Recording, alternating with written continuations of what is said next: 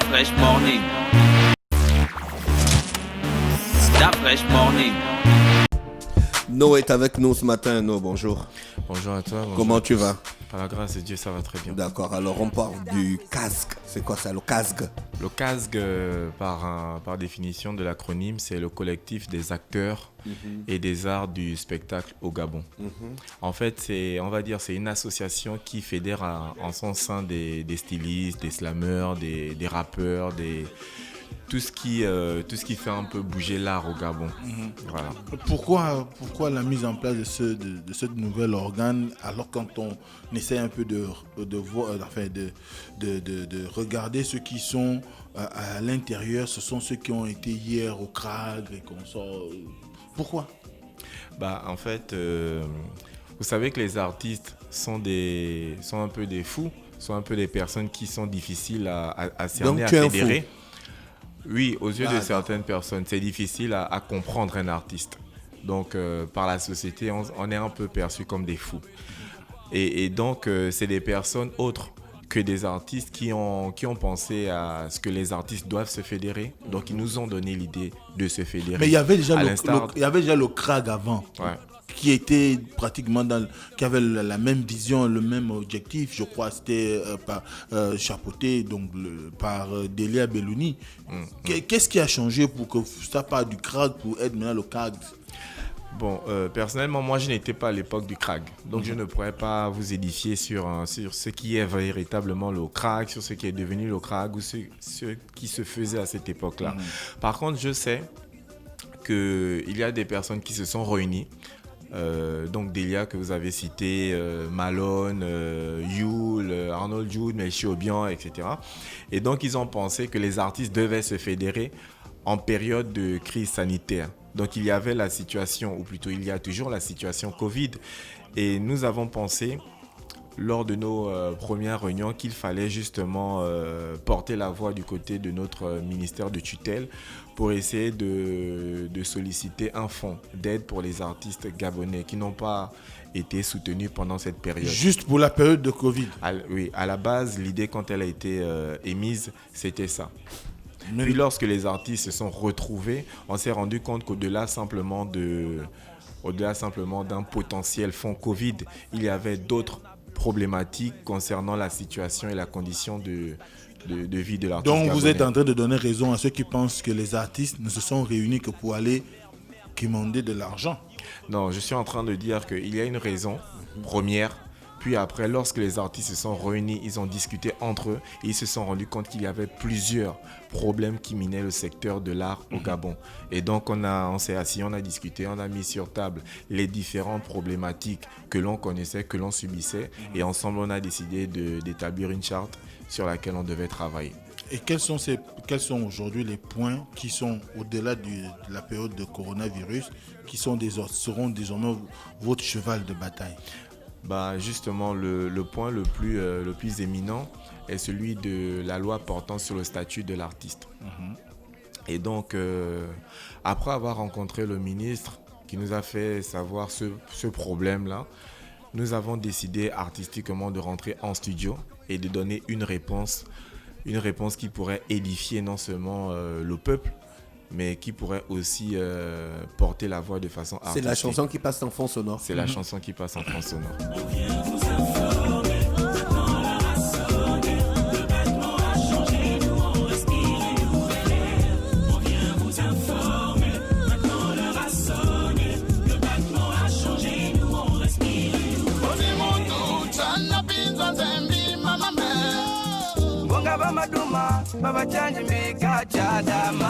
Attriste, lève-toi et marche. Le ciel a parlé, la terre s'est accordée. J'ai fait un rêve comme Martin Luther. L'artiste gabonais devenait un leader. La vision de la terre promise à la place du mic, un bâton comme Moïse. Ma culture est alité, en manque de souffle, de légalité. Le cœur et l'âme à l'oralité. Un nouvel état d'art doit nous habiter.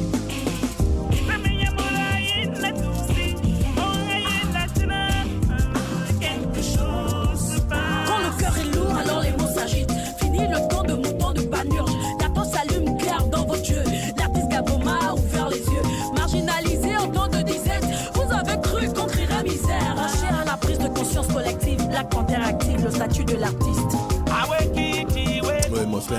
Oui, c'est une œuvre aujourd'hui. Moi, je l'ai écouté de bout en bout. D'ailleurs, j'en ai fait un article sur le site www.traumatics.com. Mais aujourd'hui, quand le ministre, vous allez à sa rencontre, il vous explique que le texte sur le statut de l'artiste, il ne passe pas jusqu'à maintenant. Enfin, pourquoi ? La raison pour laquelle le texte n'est pas passé jusqu'à présent, parce qu'il faut aussi savoir historiquement que la loi portant sur le statut de l'artiste a été déposée la première fois sur la table, je pense, à l'époque du ministre Mudunga. Donc, c'est pas... Dans les années 2012, par là. Voilà. 2012-2013, oui. Donc, ça date pas de la première génération artistique, si je peux dire ça comme ça. Sinon, après, naturellement, elle a été étudiée, elle a été portée à l'Assemblée nationale et avec différentes problématiques qui ne tenaient pas en compte certains aspects liés aux droits d'auteur. Il fallait revisiter en fait cette loi. Et donc, actuellement, la loi était entre les mains des parlementaires. Donc, il fallait que ces deux chambres, entre les sénateurs et les députés, puissent s'asseoir de nouveau et puis tomber d'accord sur la loi effective. Est-ce que vous-même, au niveau de l'accélération de la révision ou encore des relectures de cette loi-là, est-ce que les artistes contribuent ? Bah justement, parce que ça concerne quand même un grand secteur. Hein. Artistes ici, c'est tout ce qu'il y a comme les créateurs d'œuvres de l'esprit. Donc, aussi bien les artistes plasticiens, donc les peintres, les décorateurs, les sculpteurs, les chanteurs, les dessinateurs, en tout cas tous ceux qui produisent des œuvres sur le territoire. Est-ce qu'aujourd'hui, vous-même, on sait qu'il y a quand même un certain nombre de grandes personnalités de la musique gabonaise, est-ce que vous participez à la rédaction de ces textes ou est-ce que vous travaillez pour que sa ratification soit de nature à pouvoir garantir vos droits ? En fait, c'est la raison de l'implication du CASG dans ce qui est la révision sur cette loi. Parce qu'il y avait une problématique entre les députés et les sénateurs. Chacun proposait en fait sa charte. Et donc, la démarche que l'on a eu à faire vers le ministre était de mettre en place une commission qui pourrait travailler sur la révision. Et donc, cette commission, naturellement, était chapeautée par un artiste de renom, Marcel Diabio. Et en plus de lui, il y avait d'autres artistes de disciplines différentes. On avait des artistes qui représentaient justement le chant, en la personne de Lauriane Ekondo. On avait Meïchi Obian, on avait Monsieur Zanga. Voilà. Donc c'était des artistes qui ont travaillé sur la révision de cette loi. Et aujourd'hui, c'est quoi l'objectif au-delà de pouvoir intéresser l'opinion, mais la chanson que vous avez eu à produire, elle poursuit quelle ambition ? Bah écoutez, il y a beaucoup de personnes, lorsqu'on parle du statut de l'artiste, qui nuancent, qui ne comprennent pas en fait c'est quoi le statut de l'artiste. Souvent, moi, quand je parle du statut de l'artiste, avec d'autres artistes même, ils me disent « ouais, non, mais l'argent, etc. » Donc, ils pensent que le statut de l'artiste, c'est les droits d'auteur. Donc il y a confusion. Donc il y a confusion à ce niveau. Et je pense qu'il fallait justement apporter un peu de lumière, expliquer à certaines personnes, au peuple surtout, parce que on est soutenu par le peuple, on le fait aussi pour le peuple. Donc il fallait expliquer au peuple la situation dans laquelle on est. Ce n'est pas une revendication par rapport aux droits d'auteur. Et c'est là où il faut préciser, c'est quoi aujourd'hui quelles sont les différentes choses à quoi vous prétendez dans le statut de l'artiste ? Le statut de l'artiste, on peut dire que c'est une loi qui régularise en fait la situation de l'artiste au Gabon. Pas plus tard qu'hier, je prenais des exemples sur la CNAM-GS. L'artiste gabonais n'a pas la CNAM-GS. Donc, dans cette loi... Tu sais que tout ça, là, c'est aussi que vous allez payer les impôts. Hein.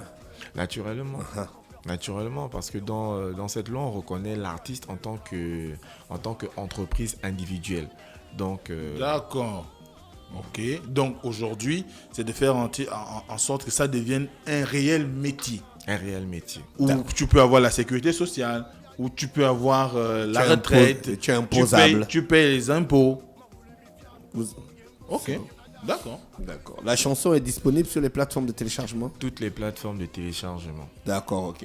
Et on peut écouter... le clip aussi est disponible sur YouTube, c'est ça? Le C'est le clip clip est qu'on est en sur train de YouTube. regarder. Pourquoi c'est écrit les coulisses? Parce qu'en fait, C'est un street clip en fait. C'est un street clip. Il y a un clip qui arrive, qui est en gestation. Donc, nous avons, pour accompagner le morceau, nous avons réalisé un clip sur l'effet de la réalisation du morceau en studio. D'accord, ok. Vous avez quand même réussi à convaincre Vico Secondo. Ça a été facile? Je pense que la raison pour laquelle Vico Secondo est venu, c'est parce qu'il a ressenti le besoin de s'exprimer par rapport à la condition de l'artiste.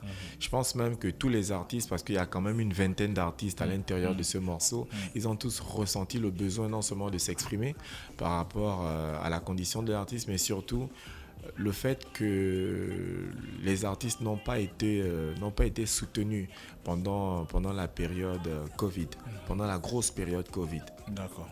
D'accord. Rappelle-moi le titre de la chanson. Le titre de la chanson, c'est « Quelque chose se passe ». D'accord. Nous avons eu la grâce de pouvoir recevoir cette révélation, si je peux dire ça comme ça. Quelque chose se passe, c'est pour dire que nous croyons véritablement que 2020 a été une année assez particulière. C'est peut-être une année de fin de cycle aussi. Mais voici, l'inspiration est venue comme ça. Et donc, nous pensons que quelque chose se passe. D'accord. C'est un morceau qui réunit 20 personnes. Ouais. Une vingtaine de personnes. C'est le challenge aussi dans ce morceau, c'était de réunir les différentes disciplines actuelles, c'est-à-dire le rap, le slam, le chant, l'R&B traditionnel, mais c'était aussi de mettre les dialectes les plus populaires. Les langues du Gabon. Le mot dialecte, il est énervant. C'est restrictif. Les langues du Gabon. Oui, non, termine. Donc le Fan, le Miennet, le Nzebi, voilà. En gros, D'accord. c'est ça. Merci d'avoir accepté notre invitation. Tous ceux qui passent une bonne journée à l'écoute des programmes d'Urban FM. Merci. That fresh morning.